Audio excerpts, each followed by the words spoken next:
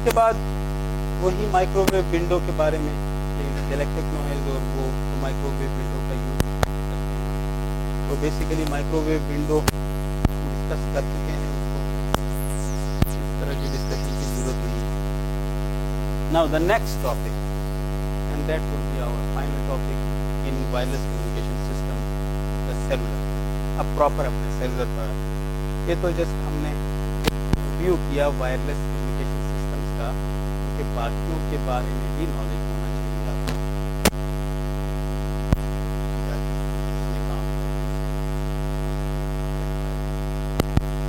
तो cellular concept basically क्या है? Large geographic area divided among multiple cells, and each small cell would be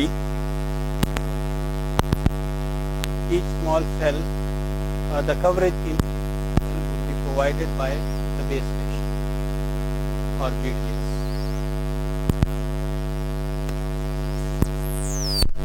तो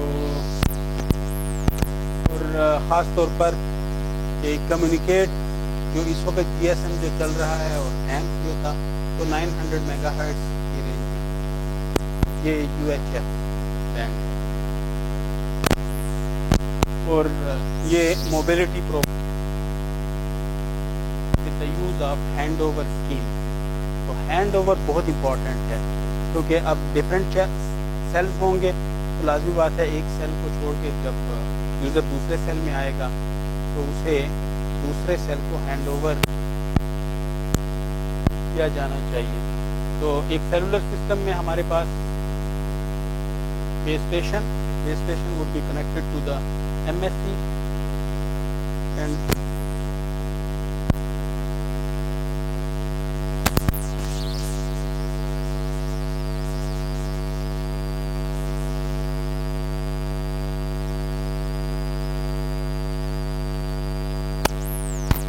MSC would be connected to the PSTN through gateway MSC.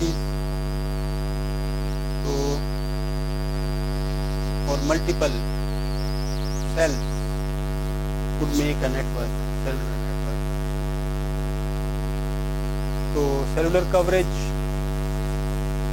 के बारे में हम discuss कर चुके हैं, कोई ऐसी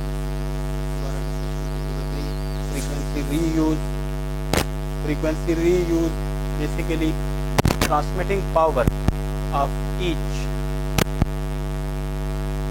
transmitter or transmitting units would be limited.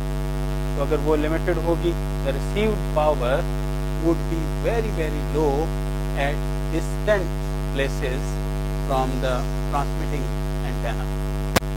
तो इसका मतलब है कि इतनी अगर लो होती है पावर रिसीव, उसी फ्रीक्वेंसी को रीयूज किया जा सकता है। This was the basic concept of cellular.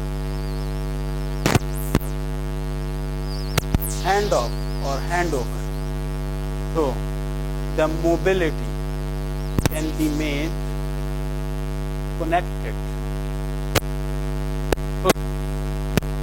Usually a mobile unit proceeds from one cell to another during the course of a call, and if its call is properly handed over to the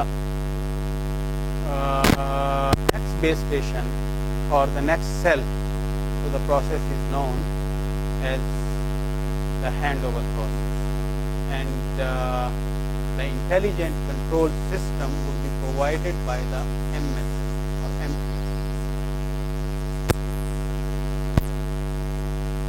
manage करने का काम जो है वो असल में ना तो बेस स्टेशन कंट्रोलर का है, ना वो मोबाइल का है, ना किसी और, वो किसका है? जो नेटवर्क लेवल पर चीज़ों को देख रहा है वो MSC। DSC सिर्फ BTS लेवल पर चीज़ों को देख रही है, क्योंकि BTS को मैनेज कर, तो इसमें चैनल देने वाला काम वो DSC का है, ये चैनल प्रोवाइड करना है। कौन कहेगा? अगर MSC कहेगी तो चैनल प्रोवाइड करना है। कौन से चैनल प्रोवाइड करने हैं ये भी MSC कहेगी, मगर डायनामिक फिक्स चैनल असाइनमेंट में BSc देती है, वो MSc उसका बर्डन नहीं है। तो आगे BTS वो तो डम डिवाइस, उसने तो जस्ट सिग्नल प्रोवाइड करने हैं, उसका और कुछ काम नहीं। मगर इसमें मोबाइल यूनिट का खुद भी काम मौजूद है, और मोबाइल यूनिट और चैनल प्रोविजन के पॉइंट ऑफ व्यू से हम हैंड ओवर को कुछ टाइप्स में डिवाइड करते हैं, उसको ज़्यादा बेहतर तौर पर समझने के लिए। इसको हम डिटेल में बाद में स्टडी करेंगे, मगर इस अभी से तो सबसे पहले तो हमारे पास इस वक्त टेक्नोलॉजीज जैसे 1G, एम्स, 2G, GSM, तो ये टेक्नोलॉजीज चलती रही है। इसमें फ्रीक्वेंसी चैनल इम्पोर्टेंट, और इसमें फ्रीक्वेंसी रीयूज की जो कॉन्सेप्ट था वो यूटिलाइज होता था। मगर जो 3G की टेक्नोलॉजी है या IS-95 है, उसमें फ्रीक्वेंसी रीयूज का कॉन्सेप्ट इतना नहीं है जैसे CDMA। तो CDMA में यूजर को सेम फ्रीक्वेंसी दे दी जाती है, बल्कि कई सेल्स को सेम फ्रीक्वेंसी पर चला दिया जाता है, और यूजर को सिर्फ कोड्स के जरिए एक दूसरे से ऑर्थोगोनल रखा जाता है। इसका मतलब ये हुआ कि अगर ये सेल और ये बेस स्टेशन, दोनों बेस स्टेशन अगर सेम फ्रीक्वेंसी अगर यूज कर रहे हैं, और एक जो मोबाइल है तो वो यहाँ से चलता हुआ उसने बाउंड्री लाइन क्रॉस की, दूसरे सेल में चला गया, तो यहाँ से अगर उसे सिग्नल मिल रहे थे तो यहाँ से अब सिग्नल मिलने शुरू हो जाएंगे, फ्रीक्वेंसी तो उसकी सेम रहेगी, तो दोनों सेम फ्रीक्वेंसी पर ऑपरेट कर रहे हैं। और MSc को भी कोई बर्डन नहीं होगा, क्योंकि उससे सेम कोड, वो कोड वैसे ही पूरे सिस्टम में ऑर्थोगोनल था, तो अपने कोड के साथ चलता जाएगा। इसलिए CDMA में हैंड ओवर का इतना बर्डन नहीं है। मगर GSM में तो बहुत चीज़ों को मैनेज करना पड़ता है। इसको दो हिस्सों में डिवाइड करते हैं, एक को कहते हैं हार्ड हैंड ओवर और एक को कहते हैं सॉफ्ट हैंड ओवर।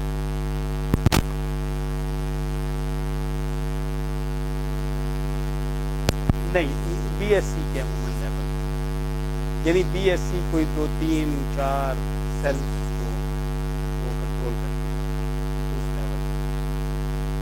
उन लेवल उन सेल्स, तो उससे बाहर को भी मैनेज कर लिया जाता है। तो MSc चूंकि कोशिश करती है कि जो कोड है वो ऑर्थोगोनल, और चूंकि कोड्स हमारे पास 10⁻15 तकरीबन जो आम तौर पर यूटिलाइज होने वाले इस वक्त कोड हैं, जिन्हें रिकमेंड किया गया है ये 3G के लिए और IS-95 के लिए, तो वो इस ऑर्डर। तो अब अंदाज़ा लगाएं, अगर इतनी टर्म्स उसमें हैं तो फिर लाजमी बात है कि चांस ही नहीं है कि सेम कोड एक MSc लेवल पर भी दो यूजर्स को मिल जाए, ऑर्थोगोनल रहते हैं। तो इसलिए उसे और MSc लेवल पर भी ऑर्थोगोनल बनाया जाता है, फिर उससे फिर MSc पर जरा थोड़ा और बर्डन आ जाता है।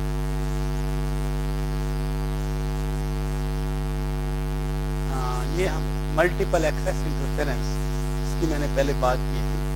मल्टीपल एक्सेस CDMA में पढ़ाऊंगा ना, तो मैं ये बड़ा डिटेल में बताऊंगा कि देखा जाए तो CDMA में ऐसे लगता है कि जैसे उसका कोई लिमिट करने वाला ही नहीं है। अगर खुश्क होने पे आए तो समुंदर खुश्क हो जाते हैं, ठीक है। दरमियान में यानी ऐसी दरमियान में अगर हम कुछ वो एजेस की ज़मीन जब बनी थी, तो ज़मीन पे जो टाइम आते रहे हैं, तो ऐसे भी टाइम आए कि समुंदर खुश्क हो गए, डायनासोर्स को पानी ही नहीं मिल रहा था। तो यानी लिमिट, हर चीज़ लिमिटेड है। तो चाहे कोड हमारे पास बहुत ही ऑर्थोगोनल है, मगर मल्टीपल एक्सेस इंटरफेरेंस फिर भी होता है, और उसके रीजंस मैं डिस्कस करूंगा। तो अब इसको सॉफ्ट हैंडओवर कहते हैं। In this case channel frequency channel does not change. Frequency channel of the user does not change, but the user just decides from which base station it would have the service. Base station को, और even वो दो base station से भी service ले सकता है, क्योंकि दोनों बेस स्टेशन सेम फ्रीक्वेंसी पर काम कर रहे हैं और वो सेम एमएससी के साथ कनेक्टेड है। तो वो जस्ट दोनों को एक में ज़रा डिले ज़्यादा होगा, दूसरे में ज़रा डिले कम होगा, वो दूसरे बेस स्टेशन को एक मल्टीपाथ ही समझेगा कि एक मल्टीपाथ है। और सीडीएमए में फिर एक और भी बड़ी अच्छी खासियत है कि वो मल्टीपाथ्स को जोड़ के आपस में, मसलन एक मल्टीपाथ, एक सिग्नल ये है, दूसरा सिग्नल ये आया, तीसरा सिग्नल ये आया, तो अब अगर एट अ टाइम उनको रिसीव करे तो फिर क्या होगा? डिस्ट्रक्टिव इंटरफेरेंस, यानी ये वाला सिग्नल इस वाले सिग्नल को यहाँ नलिफाई कर देगा अगर हम ऐड कर। तो सीडीएम में क्या करता है? सिग्नल को इस सिग्नल के आने तक रोक के रखे, स्टोर करे, फिर इस सिग्नल को वो इस सिग्नल के आने तक रोक के रखे। तो फिर क्या होगा?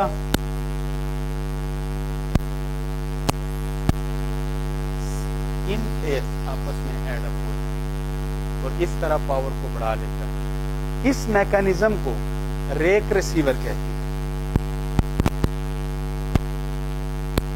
It is just like a garden rake, वो फावड़ा जिसके साथ आप घास इकट्ठी करते हैं, वो इकट्ठा करने का काम है। हाँ, ये बिल्कुल नहीं, ये फिर जो रेक रिसीवर है उसके डिज़ाइन पर डिपेंड करता है। Very good.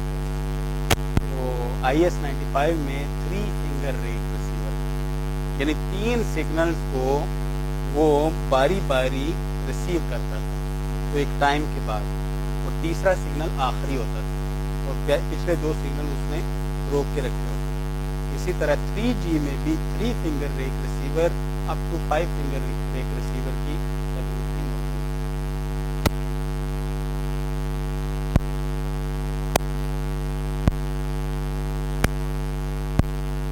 समझा लीजिए।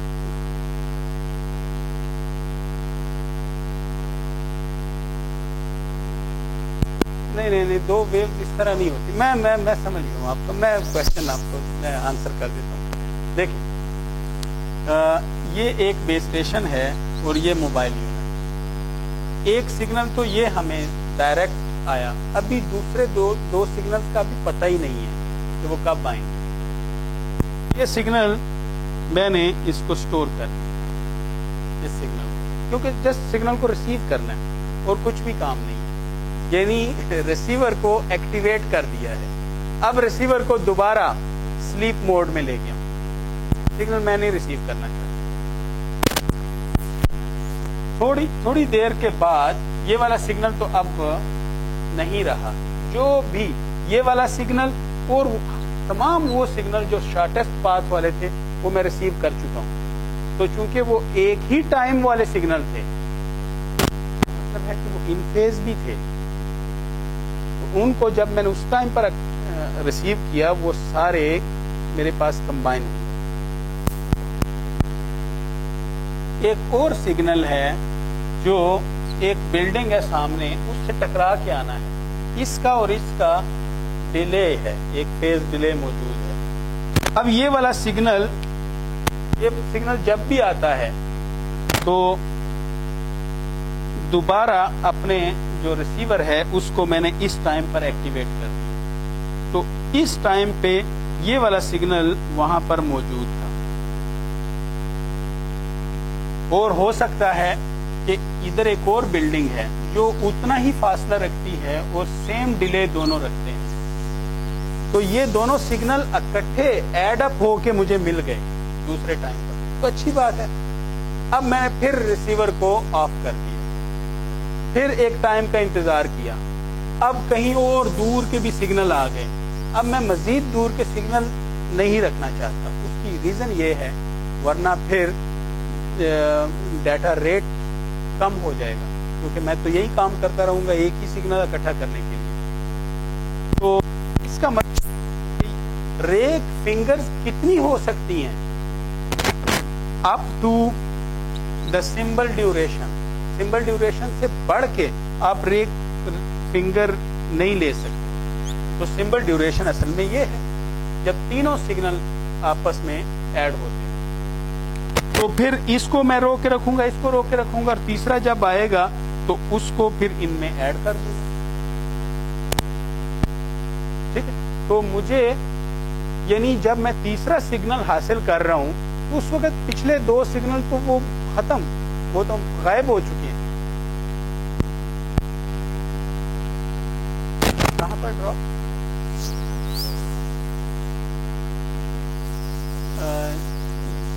हाँ, ये बात तो अब रहा ही नहीं ना। जब दूसरी दफा मैं कुछ टाइम के बाद मसलन एक सिग्नल भी यानी हवा में है, ठीक है ना, शॉर्टेस्ट पाथ से वो मुझे मिल गए। अब अगर मैं थोड़ी देर के बाद जिन सिग्नल्स को देखूंगा तो वो असल में दूर के पाथ से होके आ रहे होंगे, तो वो इक्वी डिस्टेंट होके आ रहे होंगे, क्योंकि टाइम डिले उनका सेम होगा, तो वो सारे इन फेज होके शामिल होंगे।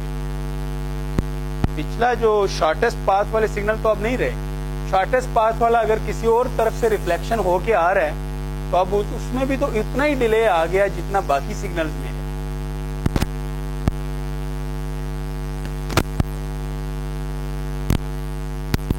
नहीं, देखें, जो सिग्नल है यानी टाइम डोमेन में आप उसको कह रहे हैं, ठीक ठीक, ये तो खैर मैंने साइंस साइड जस्ट समझाने के लिए था। टाइम डोमेन में बात आपकी ठीक है। मैंने आपसे कहा है कि जो टीएस है, सिंबल ड्यूरेशन, ये डाटा रेट इस पर, सिंबल रेट इस पर डिपेंड करता है, मगर जो सिग्नलिंग है तो वो सिग्नलिंग 3 टाइम्स इससे ज्यादा होगी। ये एक सिग्नल है, फिनिश हो गया, कंप्लीट सिग्नल मुझे मिल गया, ठीक है, मैंने रिसीव कर लिया। अब उस सिग्नल की मुझे जरूरत नहीं है, वो मैंने सेव कर लिया, वो कंप्लीट सिग्नल है, कंप्लीट इंफॉर्मेशन उसके अंदर है। उसके बाद जो अगला सिग्नल है, अगले वाला सिग्नल, चाहे वो जैसा मर्जी उसका फेज है, उसका फेज अब ऐसा तो नहीं होगा, उसका फेज लाजमी बात है इस जैसा होगा। इस सिग्नल से वो डिलेड है,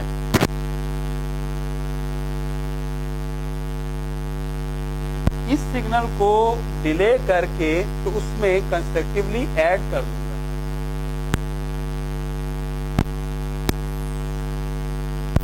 क्योंकि कर रहे हम बिखरे हुए सिग्नल को कलेक्ट कर रहे हैं, मगर 100% तो हम नहीं कर सकते, क्योंकि बिखरे हुए तो इन्फिनिटी सिग्नल्स हैं। कि जो सिग्नल इधर उधर स्कैटर हो जाता है, इन्फिनिटी सिग्नल्स हैं, सबको तो हम इकट्ठा नहीं कर सकते।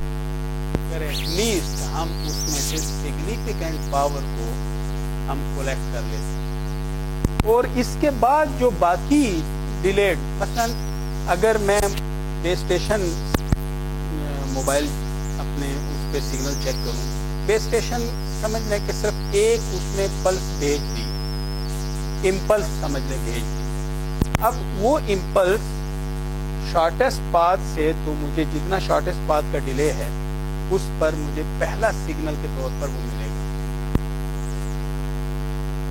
इधर उधर की बिल्डिंग से भी जो सिग्नल आके वो फिर रिसीव होंगे, उसके बाद सिग्नल फिर मरगला की पहाड़ियों से सिग्नल आके रिसीव होंगे, फिर कश्मीर की पहाड़ियों से, कश्मीर से परे जो पीर पंजाल के पहाड़ हैं तो वहां से भी आके सिग्नल रिसीव होंगे, मगर वो सिग्नल बहुत डिले के साथ होंगे, मगर वो सिग्नल इतने वीक होंगे कि शायद वो नॉइज के अंदर ही इमर्स हो जाएं, डिटेक्शन की कैपेबिलिटी भी ना हो।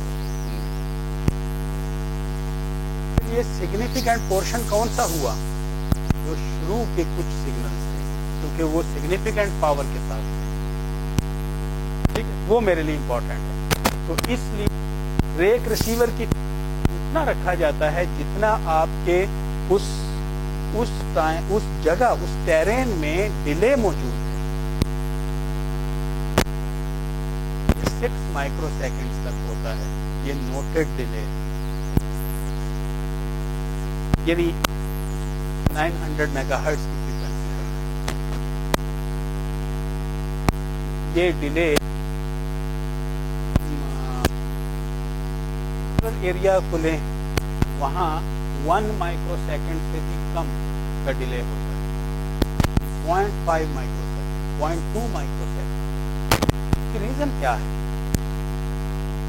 रिफ्लेक्शन जो नजदीक कहीं होती है वो तो मिल गई, उसके बाद फिर रिफ्लेक्शन नहीं आती। फिर तो पता नहीं, रिफ्लेक्शन जब आती है तो वो सिग्नल इस काबिल ही नहीं होता कि उसे हम डिटेक्ट ही कर पाए या उसे कर पाए या उसकी वैल्यू, पावर वैल्यू ही नोट कर सके।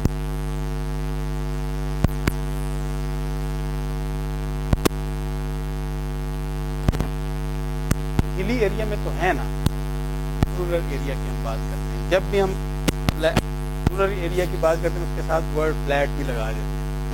फ्लैट रूरल एरिया, सिर्फ वेजिटेशन से जो सिग्नल मिलते हैं वो भी इंतहाई बिखरे हुए सिग्नल होते हैं, क्योंकि एक पत्ते की जो डायमेंशन है वो 900 मेगाहर्ट्ज का जो सिग्नल है वो 30 सेंटीमीटर का सिग्नल है। वो उसको तो वो पत्ता जो है तो उसको मुकम्मल तौर पर स्कैटर कर देगा, प्रॉपर रिफ्लेक्ट नहीं कर सकता, इसलिए वो काफी कम पावर के साथ सिग्नल होता है। सिटीज में जो बिल्डिंग्स अब बनती हैं वो ग्लास पेन्स के साथ हैं, बड़ी परफेक्ट होती है कम्युनिकेशन के लिए।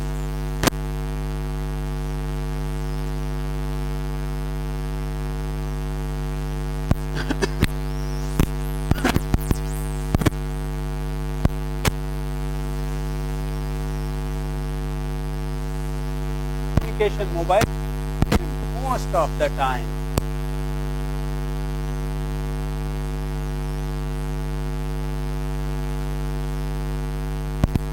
और इस सिनेरियो को हम रिले चैनल में लाइन ऑफ साइट नहीं होगी। जैसे अगर मैं मोबाइल यहाँ यूज कर रहा हूँ, कोई बेस स्टेशन मेरे सामने कहीं नहीं,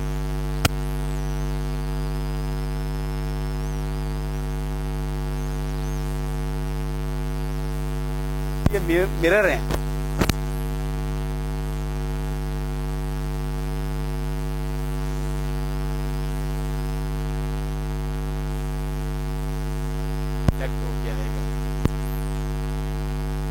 शहरों में इसके जो शीशे होते हैं वहां लॉसलेस रिफ्लेक्शन तक हो सकती है।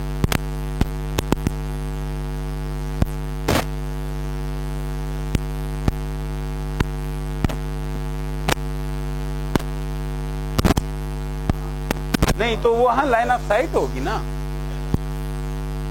मिल गया तो ठीक है, वहां तो रेक रिसीवर का फिंगर एक ही होगा, क्योंकि बाकियों की तो जरूरत ही नहीं होगी, कुछ आपको मिलेगा ही नहीं। एक फिंगर भी फिर काफी है ना, वो जो एक, क्योंकि वो सिग्निफिकेंट, क्योंकि लाइन ऑफ साइट है तो बाकी तो कुछ हो या ना हो तो फिर क्या जरूरत है। आपके पास यदि दरिया है तो क्या कुएं खोदने की फिर जरूरत है? कुएं तो वो खोदेगा। अब सोलर पार्कों के जरिए बिजली इकट्ठी कर रहे हैं, जिस पर खर्चा लागत इतनी ज्यादा है, हालांकि यानी और काफी वेज यूज किए जा सकते थे जो कभी नहीं यूज किए गए। एनीवे, हार्ड यदि अब सॉफ्ट और hard handover rake receiver का भी यूज हो रहा है।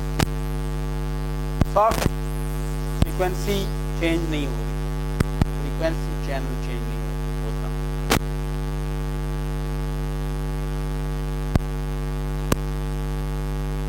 जी जी बताइए। टीएस से ज्यादा ड्यूरेशन अफोर्ड नहीं कर सकते, और टीएस किस पर डिपेंड करता है? 1 over TS would be the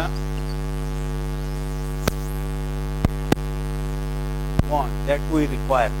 इसका इसका मतलब है कि हम एक टीएस डिज़ाइन करेंगे, उससे फिर ज़्यादा हम रेक रिसीवर की फिंगर्स नहीं, मसलन 6 फिंगर यूज़ नहीं कर सकते। हाँ हाँ जी जी, नहीं ये तो हर एक नेटवर्क के परफॉर्मेंस मीट्रिक के तौर पर फिक्स है। जैसे 95 में जो डेटा रेट था जाता है वो 384 किलोबिट्स पर सेकेंड है। अगर उसमें QPS के टेक्नोलॉजी यूज हो रही है, बिल्कुल सादा से अल्फाज में हम ये चीज करते हैं, अगर QPS टेक्नोलॉजी है, QPS का मतलब ये है क्वाड्रेचर का मतलब ये है कि 4 उसमें सिंबल होंगे, 4 सिंबल हैं तो एक सिंबल में फिर 2 बिट्स होंगे, 2 बिट्स हैं। खासतौर पर जिन्होंने ADC पढ़ी है वो ज़्यादा जानते होंगे, बाकी डिजिटल कम्युनिकेशन जिन्होंने पढ़ी है तो वो लाजमी तौर पर divided by 4 would be kilo divided by 2, sorry, क्योंकि 2 बिट्स हैं तो किलो सिंबल्स पर सेकेंड, तो ये RS बन जाएगा उसका। ये वायरलेस में यूज भी हो रहा है, यानी वैसा ही सिस्टम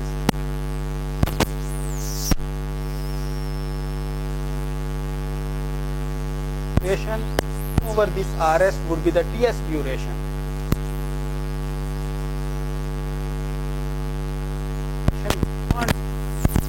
RS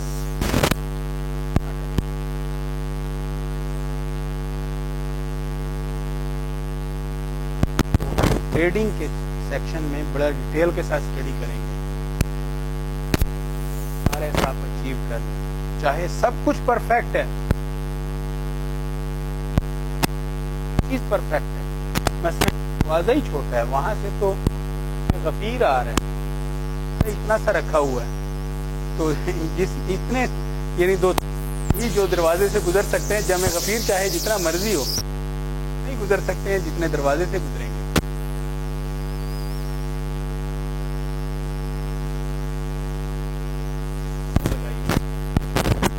पानी आपको उसके मुताबिक मिलेगा। हमारे पास जब ये हुआ वाटर कहाँ पे है, चैनल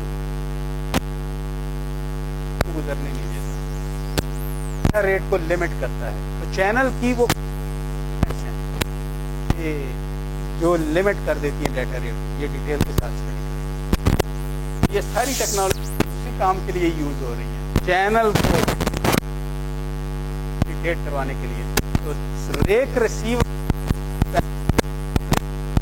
वो पेपर का टाइटल था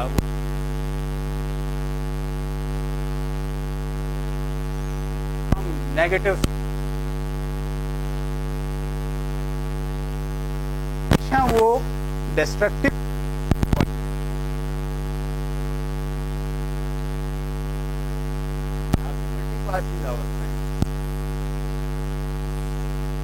यूटिलाइज किया जा सकता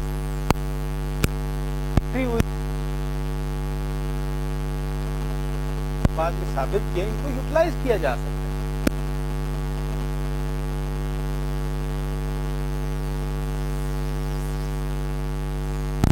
और hard handover and handoff are interchangeable term use की जा सकती है।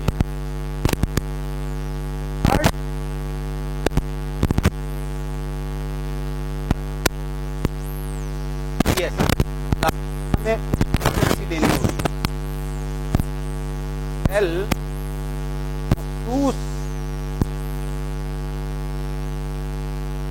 कुछ चैनल उसके पास होते हैं, उसके नेबरिंग सेल्स में वो चैनल नहीं होते, वो फ्रीक्वेंसी नहीं होती, इसी को तो सेलुलर कॉन्सेप्ट हम कहते हैं, फ्रीक्वेंसी रीयूज, इसलिए डिफरेंट होगी, फिर वो फ्रीक्वेंसी प्रोवाइड करेगा, फिर उसको प्रॉपरली मैनेज करना पड़ता है। इसलिए हार्ड हैंडओवर में बहुत चांसेस होते हैं कॉल ड्रॉप हो जाए, सॉफ्ट में तो कोई चांस ही नहीं होता कि कॉल ड्रॉप हो, बस आपने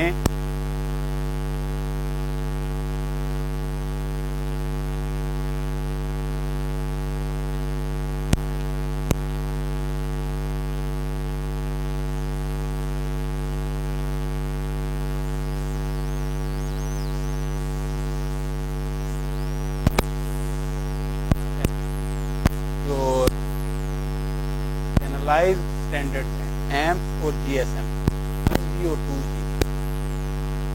प्रॉपर वे से आपको मैनेज करना होगा।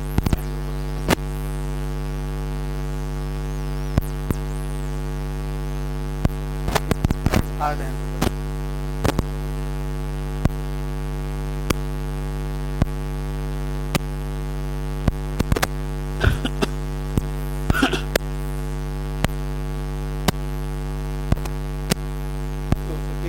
फ्रीक्वेंसी डिफरेंट है फ्रीक्वेंसी, तो बेस स्टेशन पर आपने एंटेनाज और बढ़ाने, तो एक ही बेस स्टेशन को यूज किया जा सकता है।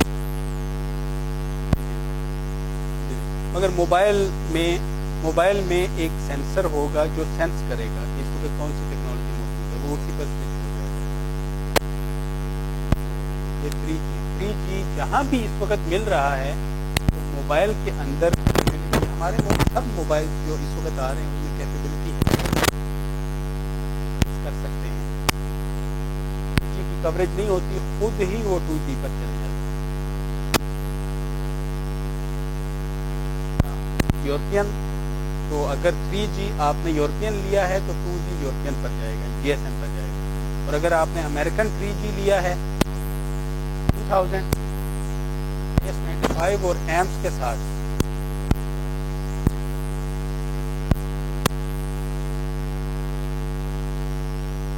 फर्दर तो हम दो में डिवाइड करते हैं।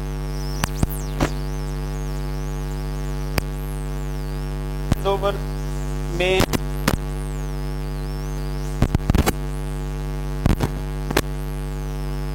हम बेसिकली नेटवर्क असिस्टेड हैंडओवर से या फिर बेस असिस्टेड हैंडओवर, दोनों नाम लिटरेचर में आपको मिलेंगे।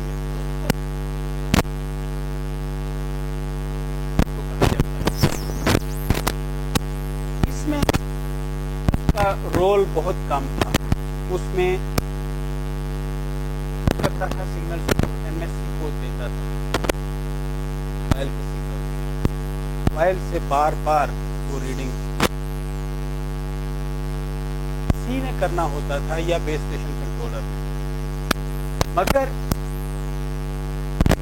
ये ज्यादा अच्छे नहीं है, क्योंकि जब तक वो लोग किसी बारे में डिसीजन करते हैं उतनी देर में कश्ती डूब गई होती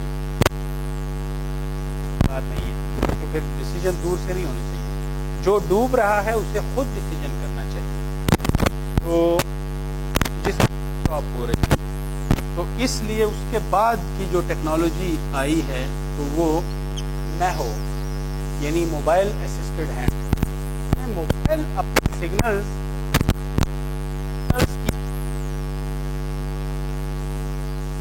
करता है, उसको उस इंडिकेटर है जिसे RSSI कहते हैं, रेडियो सिग्नल स्ट्रेंथ इंडिकेटर। सही नाम है रेडियो सिग्नल। वो अपने रेडियो सिग्नल स्ट्रेंथ इंडिकेटर के जरिए देख रहा होता है कि कब मुझे हैंडओवर करना है। वो बेस स्टेशन के जरिए बताता है कि मुझे अब हैंडओवर करना है। डिसीजन आगे हैंडओवर करवाना वो MSC का काम है।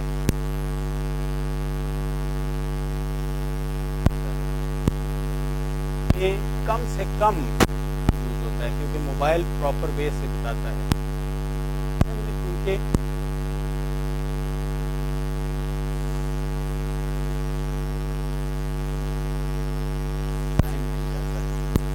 टाइम स्लॉट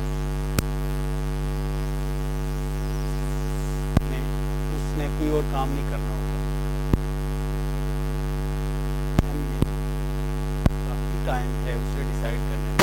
GSM में फिर माहो के खुद इम्प्रूव कर लिया।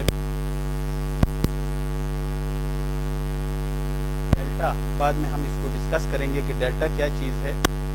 तो परफॉर्मेंस मीट्रिक डेल्टा को काफी रिड्यूस कर दिया गया है। को हम बाद में जब प्रॉपर वे से डिस्कस करेंगे मैं एक्सप्लेन करूंगा। Intelligent control centre, final decision.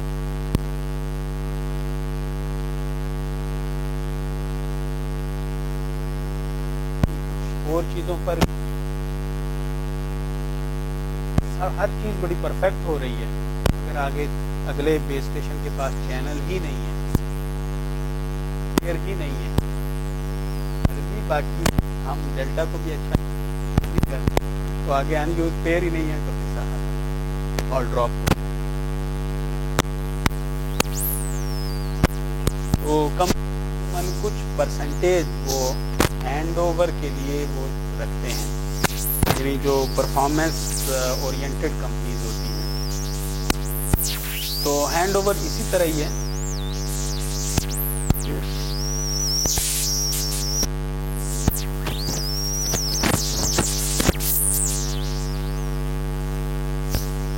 ये बढ़ रहा है, ये मोबाइल यहाँ पर बाउंड्री पर पहुंच गया, तो यहाँ से वो दोनों बेस स्टेशन सिग्नल्स को आपस में कंपेयर करेगा।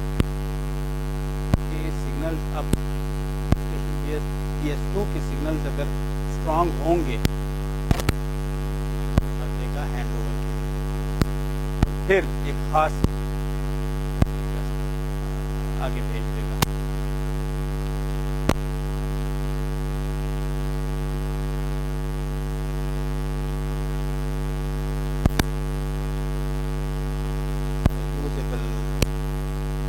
या फिर मिनिमम से पावर तो रिसीव हो रही है ना। मसलन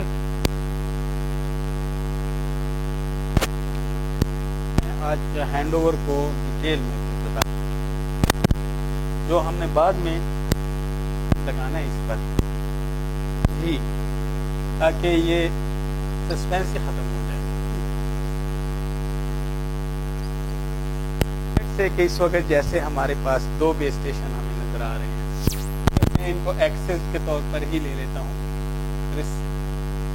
power, received power at the mobile from base station 1 and received power at the mobile from base station 2।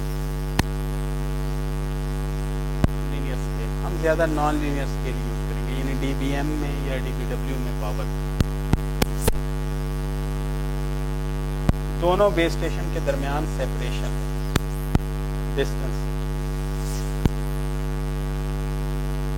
से गुजर रहा था जब वो यहाँ पर था, तो उसकी स्टेशन 1 पावर थी, उसका लेवल इतना था, और बेस स्टेशन 2 से जो उसकी पावर थी उसका लेवल इतना था।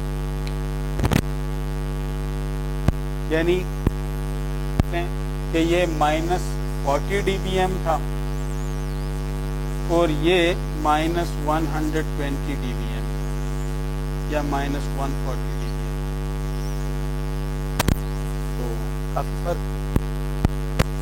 ऐसे ये यहाँ से बढ़ता हुआ ऐसे चलेगा,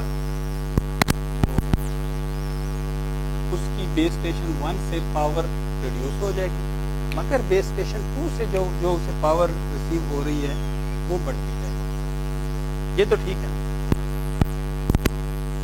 तो फिर हम ये कह सकते हैं कि ये प्लॉट चलता चलता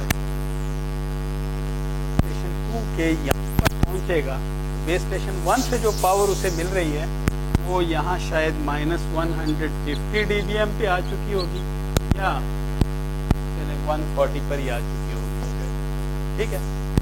और ये वाली जो पावर है, अगर दोनों एक ही पावर लेवल पर ट्रांसमिट कर रहे हैं बेस स्टेशन, तो ये वाली पावर चलते चलते तो ये उसी तरह -40 dBm पर पहुंच जाएगी, ठीक है ना। बेस स्टेशन 2 से मिल रही है तो उसकी पावर -140 dBm पर होगी, जस्ट एज ए इंटरफेरेंस। उसकी भी होगी, उसकी साइड बाय साइड एक कांस्टेंट और भी BTS3 की ऐसे चल रही होगी, उसमें ही नहीं है क्योंकि वो मिनिमम यूजेबल से भी कम है, इसलिए वो किसी खाते में नहीं, सिग्निफिकेंट नहीं।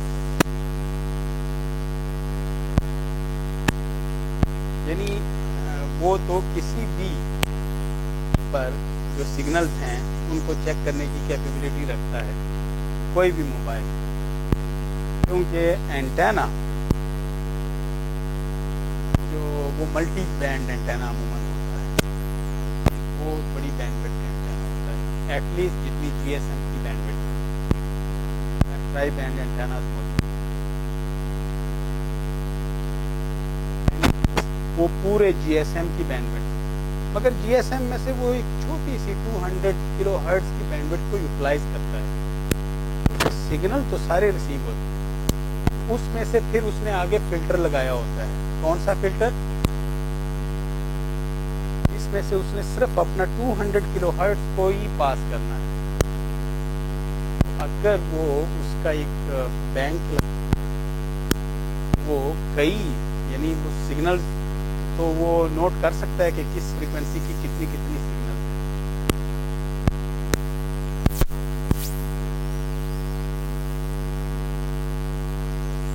रिसीव हुए, जो उसे रिसीव हुए,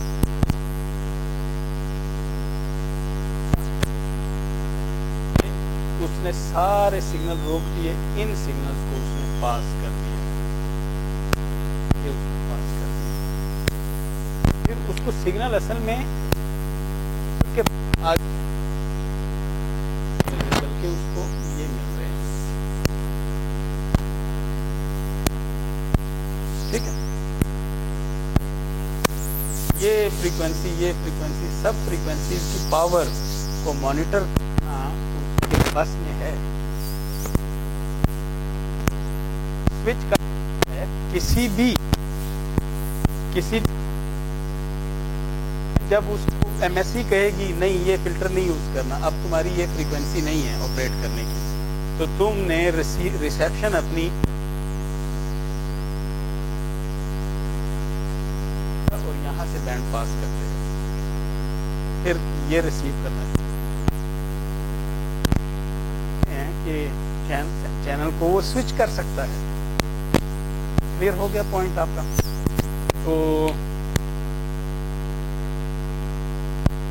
रेंज के चैनल को स्विच कर सकता है GSM। सॉफ्टवेयर डिफाइंड रेडियो होगा वो तो एक बहुत बड़ी रेंज फ्रीक्वेंसी की स्विच करने की कैपेबिलिटी रखता होगा। इसका मतलब है उसको ये मल्टी बैंड का एंटेना चाहिए कि सिग्नल सारे आए, क्योंकि पहला जो फिल्टर किसी भी रिसीवर पे होता है वो उसका एंटेना होता है। एंटेना तो बाकी सिग्नल्स को तो आगे पास ऑन ही नहीं करता, क्योंकि एंटेना की बैंडविड्थ प्लॉट होता है उसका, तो एंटेना की बैंड प्लॉट ये मैंने क्यों बनाया है यूं कि एंटेना ने ये इस तरह बैंडविड्थ दी उसे, इसलिए बनाया है, काम नहीं कर रहा।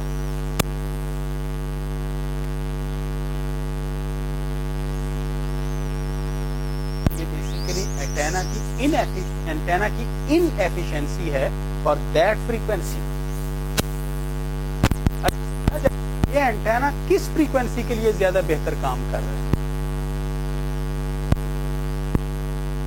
एंटेना के डिजाइन के लिए एक लॉस का एक प्लॉट बनाया जाता है। अगर गौर करें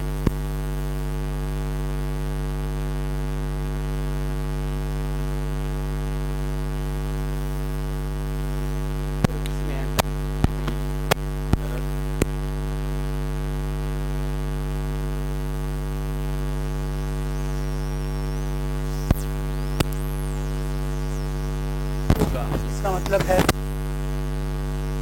इतना बेहतर तौर पर एंटेना रिसीव कर सकता है।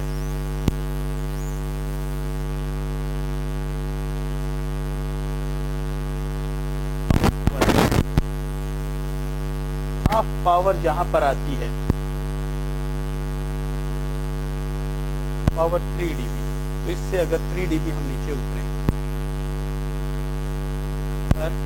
वो एंटेना यानी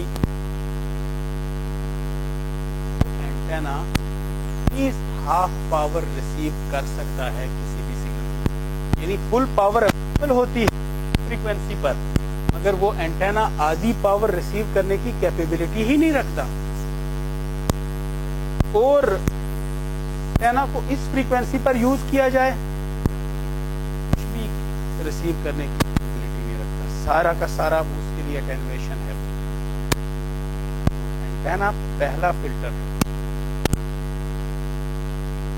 एंटेना काफी वाइड बैंड भी रिसीव कर सकता है। ये जो का जो प्लॉट है, आजकल जो एंटेना डिजाइन किए जाते हैं with some different slot antenna कहते हैं, मुख्तलिफ किस्म की स्लॉट्स डाल के, उसका काम क्या होता है, उसका फायदा हम इस रिटर्न लॉस का जो ये रीजन है इसको हम बढ़ा देते हैं।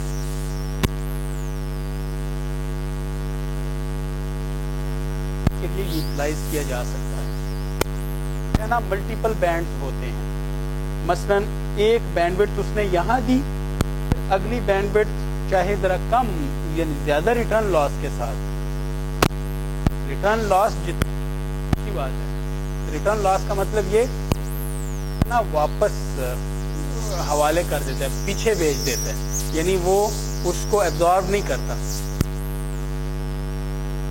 मगर यहाँ भी एक बैंडविड्थ दे रहा है, यहाँ भी बैंडविड्थ दे रहा है, ऐसा एंटेना यूज होता है कि एफिशिएंसी इतनी अच्छी नहीं है मोबाइल एंटेना की। तो किसके लिए बनाई गई है? जो सेलुलर की अपनी रीजन है। अगर मोबाइल पर हम रेडियो को सुनना शुरू करें, वो वैसा अच्छा रिजल्ट नहीं देता, या कार का एंटेना या मोबाइल का एंटेना एफएम रेडियो के लिए, जितना एफएम रेडियो के लिए अपना जो डेडिकेटेड स्पीकर होता है जिसमें वो वायर एंटेना लगा होता है, तो वो ज्यादा अच्छे रिजल्ट देता है।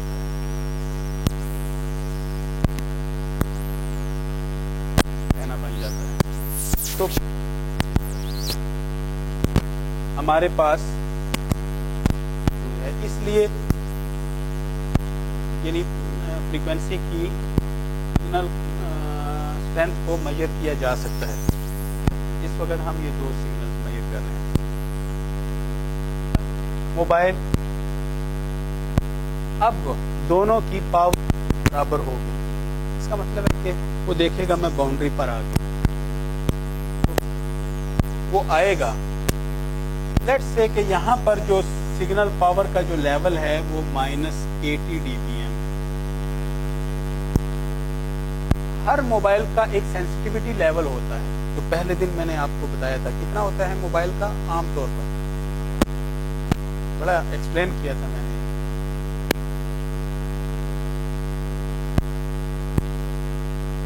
100 dBm मैंने एक्सप्लेन किया था कि -100, वैसे तो 110 तक भी बात मोबाइल अच्छे सेंसिटिविटी लेवल प्रोवाइड करते हैं।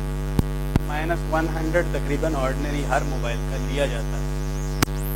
तो -100 dBm minimum usable power level है, मिनिमम यूजेबल पावर लेवल से वो मोबाइल समझ रहा है कि मैं अगर -80 से -100 तक नीचे उतर गया और इसी बेस स्टेशन के साथ रहा, क्योंकि इसकी तो कॉल ड्रॉप हो रही है, यानी वो पावर ड्रॉप हो रही है, तो फिर वो क्या करेगा, यहां से वो अपनी रिक्वेस्ट सेंड कर देगा बेस स्टेशन 2 के लिए। रिक्वेस्ट सेंड करेगा तो अब फिर नेटवर्क का काम है MSC का कि वो उसको कितनी देर में प्रूव करते हैं और उसे चैनल दे देते हैं। अगर चैनल उसे नहीं मिलता कुछ भी नहीं होगा, तो उसे चैनल दे देते हैं।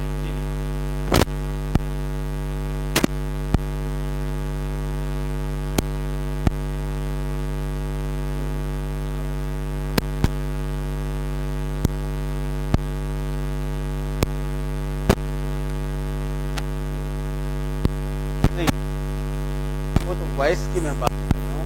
सिग्नल स्ट्रेंथ इंडिकेटर के लिए तो वो किसी भी फ्रीक्वेंसी पर सिग्नल मेजर कर सकता है। ये सिग्नल जो मेजर करते हैं ये पायलट चैनल होता है। पायलट चैनल और वो जस्ट पावर बताता है, इसमें इंफॉर्मेशन नहीं होती। वॉइस ये तो अलग होते हैं, वो चैनल स्टॉप और वो करता है। पायलट तो वो किसी भी बेस स्टेशन का देख सकता है, इसमें इंफॉर्मेशन नहीं होती। पायलट चैनल से 1 सेंड कर दिया जाता है, तो जस्ट उस पर पावर का पता चलता है। से वो लेट से पर उसे हैंड ओवर कर दिया जाता है, रिक्वेस्ट अप्रूव हो जाती है। क्या करेगा, जैसे ही उसे रिक्वेस्ट अप्रूव हो गई, अब उसी ही कंट्रोलर को यूज करेगा, बेस स्टेशन कंट्रोलर उसे वॉइस चैनल दे देगा, तो वो वहां से रिसीव करना शुरू कर देगा, और साथ ही अब उसकी पावर ये हो जाएगी। क्यों? क्योंकि इससे तो वो हट गया, तो उसके साथ अटैच हो गया, वो अपना जो वॉइस चैनल है वो शिफ्ट कर देगा। पहले तो जस्ट उसकी पायलट चैनल को मेजर कर रहा है, पायलट चैनल को अभी इसकी भी मेजर कर सकता है, वो तो किसी की भी कर सकता है, तो उसकी आस्ता आस्ता पावर बढ़ती जाएगी। तो इस लेवल को हम हैंड ओवर लेवल कहते हैं।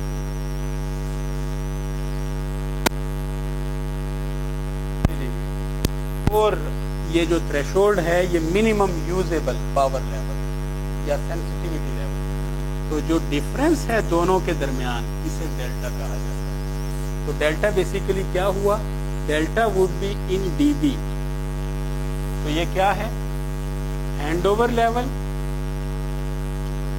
Minus minimum usable.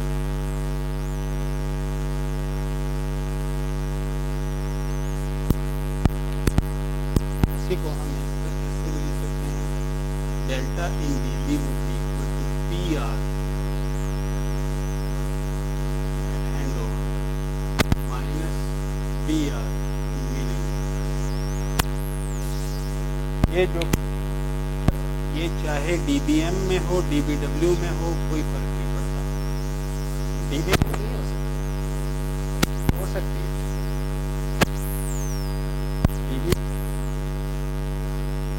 है लेस क्वांटिटी, और ये भी डीबीएम में होगी।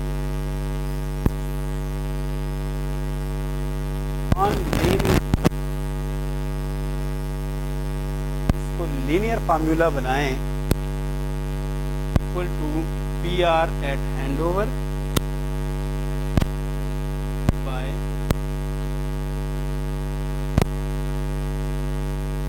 वाट मिलीवाट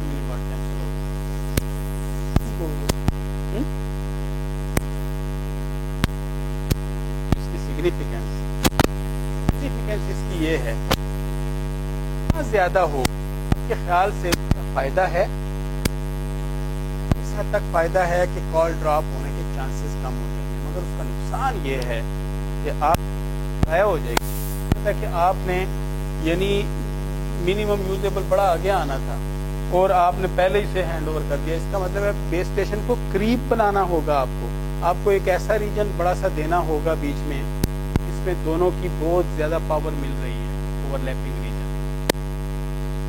स्टेशन को अगर जरा दूर करें,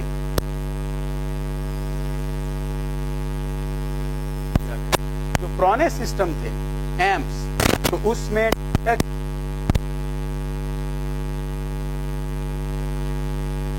हुआ करती थी, बहुत बड़ी वैल्यू, और ये नहो की बात है, नहो में ऐसा होता था क्योंकि बड़ी देर लगाता था, फिर कॉल ड्रॉप के लिए कोशिश की जाती थी कि डिसीजन कोशिश करें कि जरा हाई पावर पर किया जाए। फिर उनके महो में तो प्रॉपर सिस्टमैटिक है, इस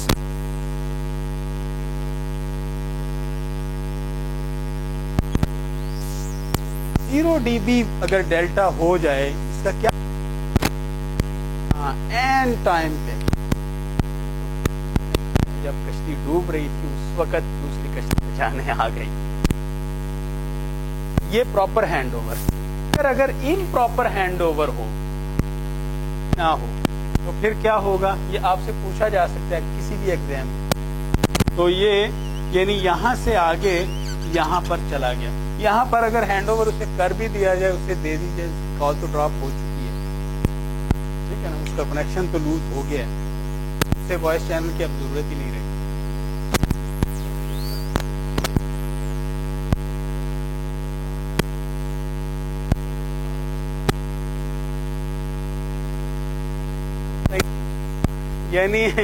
यानी वो बंदा यानी डूबने के करीब है और एक कश्ती बड़ी दूर है, दूसरी कश्ती भी बड़ी दूर है, नजर तो उसे आ रही है, मगर वो डूब जाएगा।